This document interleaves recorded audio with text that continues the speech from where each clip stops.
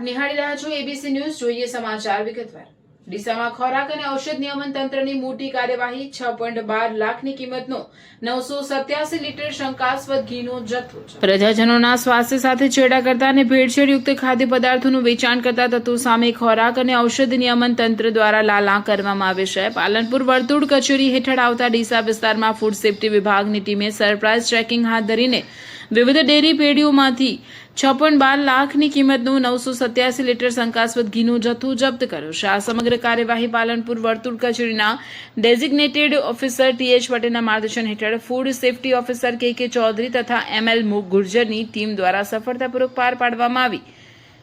પેઢીના જવાબદાર Vipulkumar Jayantilal પંચીવાલાના કબજામાંથી health premium pure ઘી બ્રાન્ડનો 600 લીટર શંકાસ્પદ જથ્થો, જેની કિંમત 3,80,000 જપ્ત કરવામાં આવ્યો. Jayveer marketing and dairy product Banas industrial area ડીસામાંથી જવાબદાર રવિકુમાર અર્જુનભાઈ મહેસુરિયાના કબજામાંથી શ્રેષ્ઠ પ્યોર કાઉ ઘી બ્રાન્ડનો 387 લીટર શંકાસ્પદ જથ્થો સીલ કરવામાં આવ્યો છે.